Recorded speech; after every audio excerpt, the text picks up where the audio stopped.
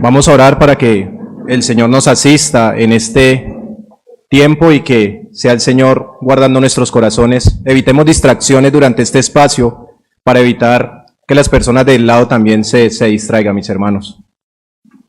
Bendito Dios y Padre soberano, Dios eterno, Padre misericordioso, fiel.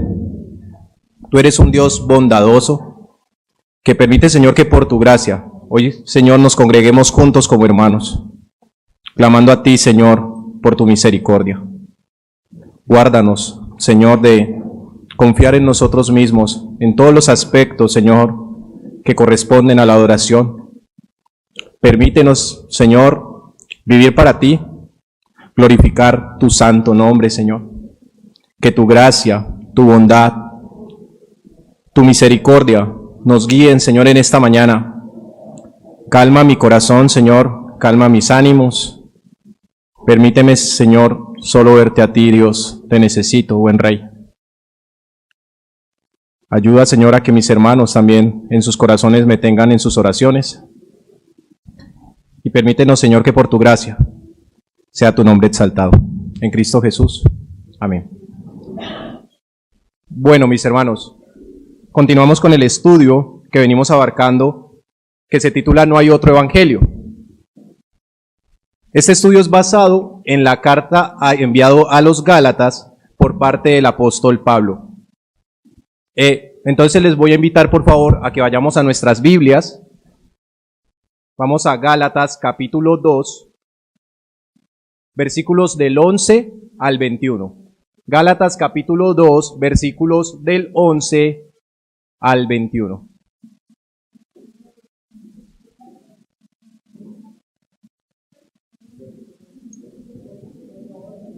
Gálatas 2, versículos del 11 al 21.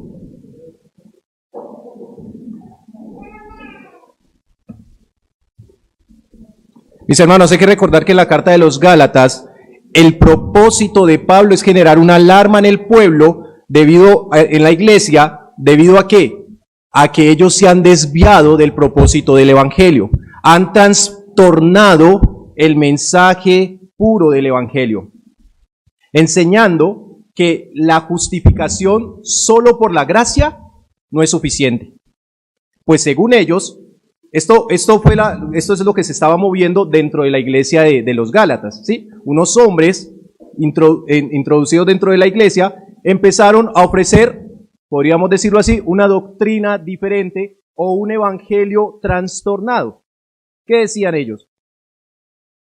Que la justificación solo por la gracia no es suficiente, pues según ellos era necesario observar las tradiciones de la ley ceremonial mosaica, haciendo que los hermanos de esta iglesia se desvíen para seguir, ¿qué? Un evangelio falso. Mis hermanos, el pasaje que vamos a estudiar hoy nos relata una confrontación pública entre Pablo y Pedro, ¿sí? ¿Quién es Pablo? El hermano Juan ya nos venía relatando quién era Pablo, pero algo importante que tenemos que tener en cuenta es que Pablo es el apóstol a los gentiles, ¿sí? Pablo es el apóstol a los gentiles. ¿Y a quién confronta? A Pedro. ¿Quién era Pedro? Era un apóstol, pero no era cualquier apóstol. Pedro era el apóstol a los judíos, ¿sí? A ellos, por decirlo así, se les dio un gran ministerio a estas dos personas. No como despreciando el ministerio al que sirvieron los demás apóstoles, sino que estos dos puntuales se les entregó un ministerio puntual, ¿sí? Puntualmente se les entregó un ministerio. A Pablo, el de los gentiles, a Pedro, el de los judíos. O sea que no estamos hablando de niños en la fe. No estamos hablando de personas inmaduras en la fe.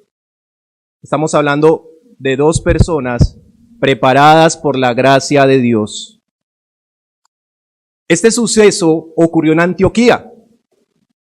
Para el tiempo apostólico, Antioquía era el centro misionero cristiano de la iglesia gentil. No sé si recuerdan, pero cuando uno va a la Biblia lo que indica es que en Antioquía fue donde se llamó por primera vez a los hombres, ¿cómo se les llamó? ¿Cómo?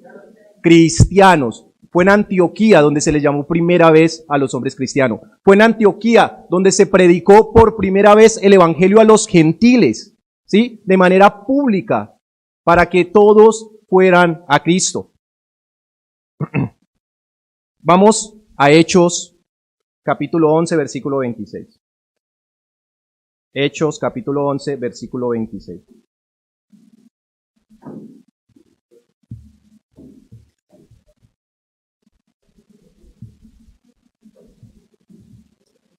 Dice, y se congregaron allí todos un año con la iglesia, y hablando de Antioquía, ¿sí? Y enseñaron a mucha gente, y a los discípulos se les llamó cristianos por primera vez. Fue en este lugar donde inicia, ¿sí?, de una manera histórica la referencia a los hombres, llamarles cristianos. Hay otras características de la iglesia en Antioquía. En Antioquía se caracterizaba principalmente porque su mayoría, ¿sí?, la mayoría de los congregantes, de los que congregan en ese lugar, eran gentiles, ¿sí? Mientras que en la iglesia de Jerusalén, estamos aquí viendo dos iglesias. Entonces está la iglesia de Jerusalén y está la iglesia de Antioquía. En Antioquía la mayoría eran gentiles, en Jerusalén la mayoría eran judíos, ¿sí?, judíos cristianos. Mis hermanos, quiero que recordemos lo que está pasando en esta historia de Gálatas capítulo 2, versículo del 11 en adelante. No sé si recuerdan, vamos a hablar antes de entrar a la historia, lo que pasó con Pedro en Hechos capítulo 11, versículos del 5 en adelante. ¿Alguien recuerda qué pasó ahí?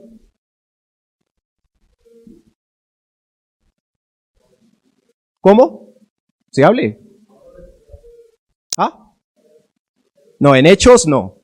En Hechos capítulo 11, lo que pasa es que Pedro tuvo una visión. ¿Recuerdan la visión que tuvo Pedro en Hechos capítulo 11? ¿Qué les parece si la leemos? Vamos a Hechos capítulo 11. Es importante que leamos este texto para darle claridad a lo que vamos a hablar de aquí en adelante. Entonces, Hechos capítulo 11, versículo del 5 al 9 dicen lo siguiente. Estaba yo en la ciudad de Jope, orando, y vi en éxtasis una visión algo semejante a un gran lienzo que descendía, que por las 4 puntas era bajo el cielo y venía hasta mí. Cuando fijé en él los ojos, consideré y vi cuadrúpedos terrestres y fieras y reptiles y aves del cielo. Y oí una voz que me decía, levántate, Pedro, mata y come. Y dije, Señor, no, porque ninguna cosa común o inmunda entró jamás en mi boca. Entonces la voz me respondió del cielo por segunda vez, lo que Dios limpió, no lo llames tú común. Esto pasó en Hechos, ¿sí? Y ahora, por eso es importante leer esta historia, porque, ¿qué vemos? Pedro ya había recibido una revelación divina de Dios frente a la inclusión de los gentiles al pueblo de Dios. Para un judío, el contexto es que para el judío es supremamente difícil incluir al gentil, o sea, a nosotros dentro del pueblo. Nosotros éramos declarados inmundos. Nosotros no éramos pertenecientes a ellos, no combinábamos, no mezclamos de acuerdo a la visión judía, ¿sí? Entonces, para Pedro era necesario que el Señor le revelara que el pueblo gentil es incluido dentro del pueblo, que se hiciera que se hiciera en él viva la promesa que se le hizo a Abraham. En ti serán benditas, ¿qué? Todas las naciones de la tierra. Todas las naciones de la tierra serán benditas en Abraham. Nosotros estamos en esas otras naciones. ¿Qué pasó con Pedro? Comenzó a comportarse de manera contraria a esta verdad cuando llegaron ciertos hombres de Jerusalén. Recuerden que ellos vienen de la iglesia de los judíos cristianos, ¿sí? Esta iglesia está bajo el obispado de Jacobo. Él antes comía con los gentiles común, se sentaba a comer con ellos todo lo que ellos comían normal, pero después de la llegada de estos hombres, dejó de hacerlo y volvió a la comida. La comida se llama kosher, ¿sí? Esta comida kosher son los alimentos que se ajustaban a la norma dietéticas judías. No es importante el nombre de la comida, pero es bueno pues por si acaso alguna vez ustedes lo escuchan en algún texto. Mis hermanos, el aspecto de Pedro frente a este asunto no fue una mera debilidad personal, sino una amenaza que ataca a la verdad del Evangelio. Alguien podría decir, pero ¿por qué si solo es comida? ¿Sí? Vamos ahora hacia el texto, Gálatas 2, versículos 11, del 11 al 14. Vea lo que dice Pablo. Pero cuando Pedro vino a Antioquía, le resistí cara a cara, porque era de condenar. Pues antes de que viniesen algunos de parte de Jacobo, comía con los gentiles, pero después que vinieron, se retraía y se apartaba porque tenía miedo de los de la circuncisión, o sea, del pueblo judío, o sea, de los judíos cristianos que venían de la iglesia de Jerusalén. Y en su simulación participaban también los otros judíos, de tal manera que aún Bernabé fue arrastrado por la hipocresía de ellos. Pero cuando vi que no andaba rectamente conforme a la verdad del Evangelio, dije a Pedro delante de todos, si tú siendo judío vives como los gentiles y no como judío, ¿por qué obligas a los gentiles a judaizar? Entonces vamos a examinar unos puntos a partir de esto. El primer punto es identifiquemos el problema. ¿Sí? Hay un problema. Aquí hay una negación práctica del Evangelio. ¿Dónde está la negación práctica? ¿Sí? Si revisamos nuevamente la historia que se menciona en este texto, Pedro había sido testigo directo de la inclusión de los gentiles en el pueblo de Dios. Eso fue lo que pasó, ya lo vimos en Hechos. Dios mismo le había mostrado una visión que las leyes ceremoniales que había pasado habían cesado. Eso apuntaba a otra cosa. Esto no mostraba que exilien a los gentiles, no les hablen, no. Sin embargo, por el temor a los hombres, en el cual caemos muchos, recuerde que estos hombres posiblemente lo que dicen las evidencias históricas es que posiblemente estos hombres eran líderes judíos, o por lo menos de alto rango dentro de la iglesia. Hay posiciones con las cuales no vamos a lidiar, porque hay gente que dice que estos hombres fueron enviados por Jacobo, ¿sí? Porque el texto dice de Jacobo, pero hay otras posiciones que dice que no es que ellos fueran enviados de Jacobo, sino que ellos pertenecían a la iglesia de Jacobo, pero eso no es importante. Lo importante es que estos hombres llegaron a este lugar. Pedro dejó de compartir en la mesa de los creyentes gentiles. Este es un acto que aparentemente alguien podría decir, pero es que es algo muy pequeño, Gonzalo, simplemente cambió de mesa. Pero mis hermanos, este acto de Pedro es una forma de vil hipocresía. La forma en la que actuó Pedro es de vil hipocresía. Miremos el versículo 13. Se me fue, perdón. Gálatas 2, versículo 13, dice lo siguiente.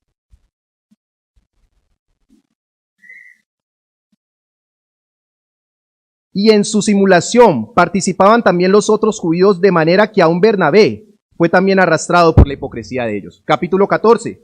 Pero cuando vi que no andaban rectamente conforme a la verdad del Evangelio, dije a Pedro delante de todos, si tú siendo judío vives como los gentiles y no como judío, ¿por qué obligas a los gentiles a judaizar? ¿Sí? Pedro se comportaba con los gentiles como los gentiles. Compartía con ellos, pero una vez llegaron los judíos, ¿qué hizo? Cambió su forma de comportarse y empezó a comportarse como ellos, haciendo a un lado al pueblo gentil. Incluso Bernabé fue jalado por esto. El apóstol Pablo percibió este comportamiento que era una violación directa contra el Evangelio. Estaba enviando un mensaje implícito de que para ser verdaderamente aceptados, los creyentes gentiles debían comportarse como. ¿Cómo tenían que entonces comportarse según la visión de Pedro, lo que estaba haciendo Pedro, cómo deberían comportarse los los gentiles para ser aceptados por Dios? Como los judíos. Eso es lo que está haciendo Pedro, ¿sí? Por eso es horrendo, es una forma vil y menospreciable. Pedro no andaba recto conforme al Evangelio. No andaba recto. ¿Sí? realmente crítico, porque la palabra que dice que Pedro no anda recto, literal es, Pedro no anda derecho, ¿sí? Pedro no está respetando la ortodoxia del Evangelio, la práctica correcta del Evangelio, no la está respetando. Este tipo de actitudes siguen presentes aún en nuestras iglesias. A veces actuamos como si ciertas costumbres, culturas o estándares sociales fueran necesarias para que alguien sea aceptado dentro de la iglesia. ¿Qué hacemos? Mostramos cortesía con los otros, nos sentamos al lado de los otros, ¿sí? Pero no comemos con ellos. No los conocemos, no sabemos quién es. ¿Conoce usted al que está a su lado? ¿Le ha hablado con él alguna vez? ¿Sabe dónde vive? ¿Sabe si tiene hijos? ¿Sabe si hay preocupaciones por las cuales hay que orar por ese hermano? ¿Ha tomado usted el tiempo para hacer iglesia con sus hermanos? Porque sus hermanos son los que están aquí, los que podemos ver visiblemente. Aquí usted no se le dio la autoridad para determinar quién es creyente o quién no. Usted simplemente mire el que está a su lado y ese que está a su lado es su hermano. Visiblemente hablando. Visiblemente hablando. Esto es como Pablo denuncia vivir como si el evangelio no fuera suficiente. El segundo punto, hablamos de la confrontación de Pablo. Listo, la primera fue evaluar el problema. Ya vimos cuál es el problema. La segunda es la confrontación de Pablo. ¿Cuál era el objetivo de la confrontación de Pablo? ¿Hacer quedar a Pedro en vergüenza? ¿Ustedes creen que esa era lo que quería hacer Pablo con Pedro? De ninguna manera. De ninguna manera. Yo estoy seguro que Pablo no tenía eso en su cabeza. ¿Sí? La confrontación de Pablo, lo que quería animar a Pedro es ¿a qué? A volver al evangelio. Ni siquiera es no, Pedro, venga, vaya coma con los gentiles. No, Pablo no está pensando en si va para que vaya a comer con los gentiles. Le está diciendo es, Pedro, vuelva al evangelio. Vuelva al evangelio. Versículos 15 y 16. Hermanos, perdón, qué pena, me voy a 2 del 15 y 16. Nosotros, judíos de nacimiento, hablándole a Pedro, y no pecadores entre los gentiles, sabiendo que el hombre no es justificado por las obras de la ley, sino por la fe de Jesucristo. Nosotros también hemos creído en Jesucristo para ser justificados por la fe de Cristo y no por las obras de la ley. Por cuanto por las obras de la ley, ¿qué? Nadie será justificado. Nadie, absolutamente nadie es justificado por las obras de la ley. Pablo le está recordando a Pedro que ellos son judíos de nacimiento, que ellos crecieron con la ley mosaica, que ellos se les establecieron las leyes desde muy pequeños, se les enseñaron, seguramente sus padres les hicieron su devocional todo el tiempo recordando porque para ellos era una ley. Y cuando dice pecadores, dice, y no pecadores como entre los gentiles. O sea, está haciendo como si no fuéramos pecadores, ¿sí? Pero entre los gentiles nosotros somos más santos. Está haciéndole una especie de... se me fue la palabra. Se me fue. ¿Listo? Pero realmente lo que le está diciendo Pedro es, Pedro, nosotros también somos pecadores. Nosotros también hemos sido salvos por la gracia de Jesucristo. Usted también necesitó la misma gracia que yo necesité. No hay de qué jactarnos. La exhortación de Pablo no fue simplemente moral. No se limitó a condenar el comportamiento de Pedro, sino que lo llevó a reflexionar sobre ¿qué? Sobre el fundamento del evangelio.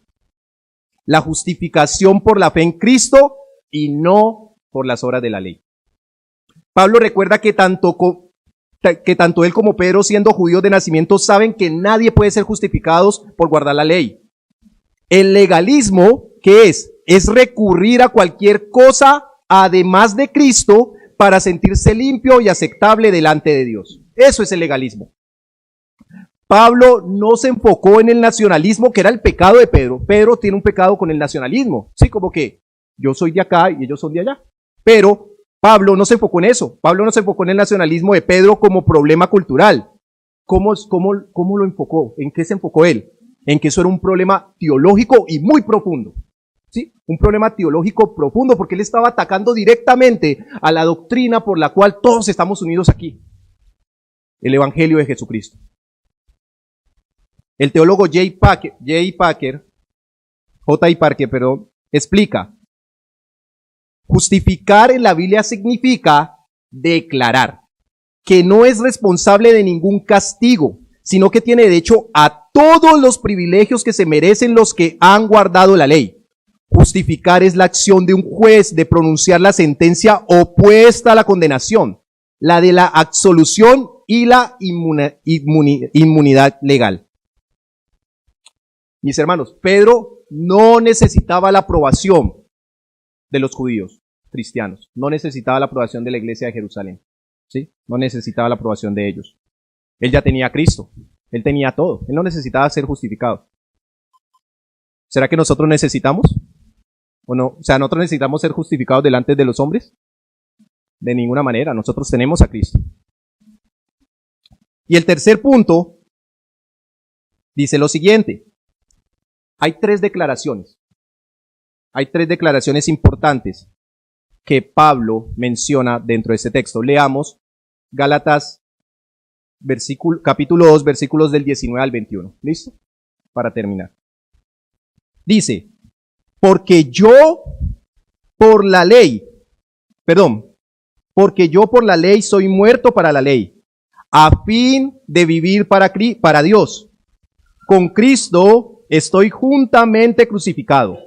¿Y quién ya no vive? Yo ya no vivo, ¿sí? Mas vive Cristo en mí. Y lo que ahora vivo en la carne, lo vivo en la fe del Hijo de Dios, el cual se amó y se entregó a sí mismo por mí.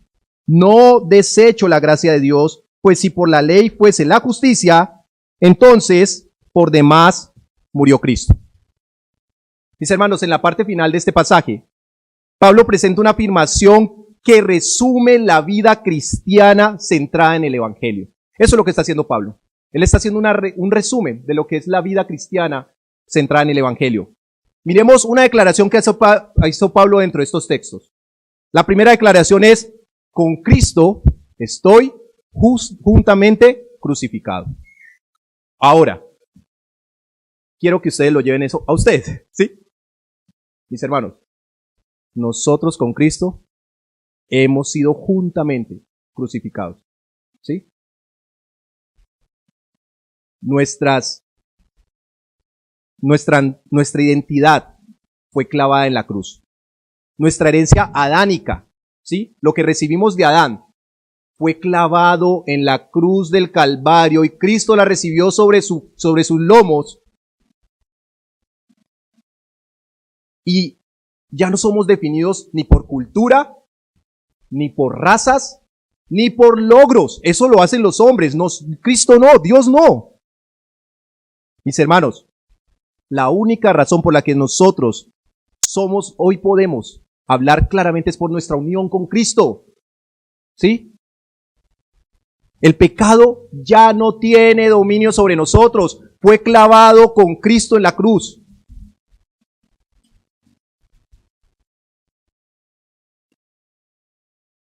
Las consecuencias que íbamos a recibir eran muy, muy graves. Pero con Cristo estamos juntamente crucificados. Otra declaración que hace Pablo: he muerto a la ley. O sea, que no solo hemos sido justificados con Cristo en la cruz, no hemos sido crucificados con Cristo en la cruz solamente, sino que también hemos muerto a la ley. La ley mostró nuestra incapacidad, mis hermanos. Fue mientras que Pablo trataba de cumplir la ley que se dio cuenta de que no podía hacerlo. Es lo mismo para nosotros, ¿sí? ¿Cuándo usted murió a las obras de la ley? ¿Cuándo murió? Cuando se dio cuenta que no podía cumplirlas. Porque eso lo llevó al cual que le podía dar vida en medio de esa mortandad que teníamos nosotros. Mis hermanos, solo cuando murió a la ley Pablo, o cuando nosotros morimos a la ley, pudimos vivir para Dios. Cristo, ¿qué hizo por nosotros? Cumplió todas las demandas de la ley. Cristo, ojo, no, grábense en esto en sus corazones. Cristo cumplió por nosotros todas las demandas de la ley. Todas las demandas de la ley. Ahora alguien podría decir, o sea que ya puedo vivir como yo quiera. Alguien podría decir eso, podría hacer esa afirmación. Pero el tercer punto no lo aclara. Entonces, primera declaración de Pablo, con Cristo estoy juntamente crucificado. La segunda, he muerto a la ley. Y la tercera, y vivo para Dios. Hoy vivo para Dios. Mis hermanos, la obediencia ya no es un medio de salvación. Nadie se salva por obedecer la ley. Mis hermanos, la obediencia a la ley es simplemente una respuesta agradecida de lo que el Evangelio ha producido en nuestra vida. No es nuestro esfuerzo lo que nos salva. ¿Qué es lo que nos salva? El amor de Cristo por ustedes. El amor de Cristo por mí. Porque de tal manera amó Dios al mundo que entregó a su único Hijo. Sí. Para que todo aquel que en él crea no se pierda. Y hoy, si usted cree eso, ciertísimamente, usted tiene vida eterna. No se trata de sus obras, no se trata de su obediencia, mis hermanos. El pastor Timothy Keller resume esto con precisión.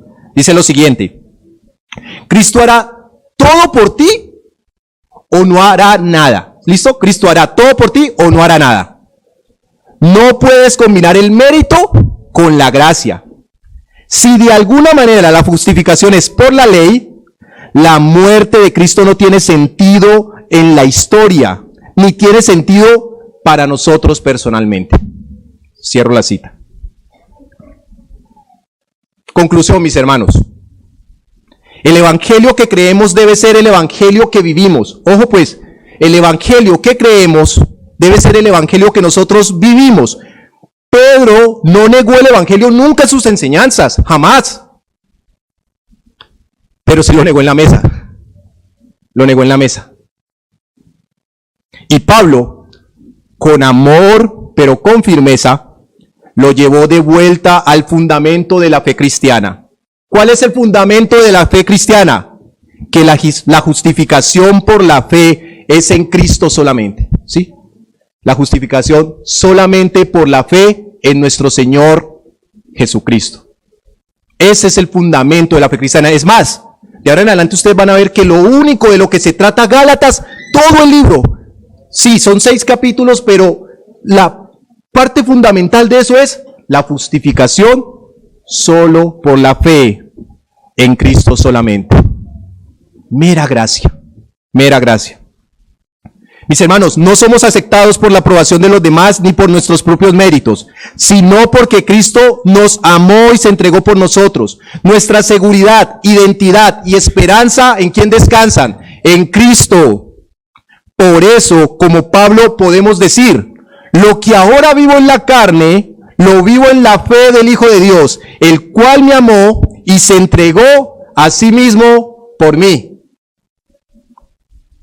La pregunta, y con esto cierro, para cada uno de ustedes no tienen que responder, es preguntas para que mediten. ¿Usted está viviendo hoy usted está viviendo de acuerdo al evangelio que cree? Porque aquí todos proclamamos creer en el evangelio. La pregunta es si usted está viviendo conforme a ese evangelio. Y la segunda, Cristo para usted. ¿Hoy Cristo es verdaderamente suficiente para usted y todo lo que necesita? ¿O necesita algunas obras de la ley para sentirse limpio y recto delante de Dios? Hermanos, vamos a orar. Dios soberano y Padre eterno, bendito Dios, te ruego, Señor, que te compadezcas de nosotros. Padre, el pararme aquí y decir estas palabras, Señor, no significa que pueda cumplir todo lo que digo. Ayúdanos, Señor, a vivir de manera conforme a tu evangelio, entendiendo, Señor, que la salvación que hemos recibido es por la gracia solamente que Cristo ha provisto para nosotros.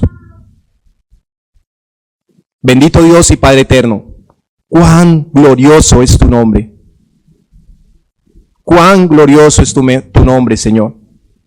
Permítenos adorarnos hoy en tu día, recordar las bondades del Evangelio, Señor. Gracias por la lluvia, gracias por las dificultades, Señor, porque en esto podemos ver la gloria de tu Evangelio para nosotros.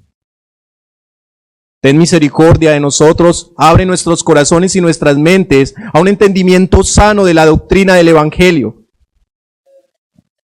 Convéncenos, Señor, de que Cristo es suficiente para todo lo que necesitamos en esta vida y para la venidera.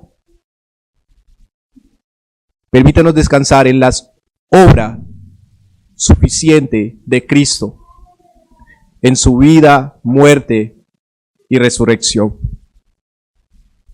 Amadísimo Dios, te rogamos que nos guardes, que guíes nuestro comportamiento y acciones para que vivamos conforme a la buena noticia. A ti sea la gloria en Cristo Jesús. Amén. Mis hermanos.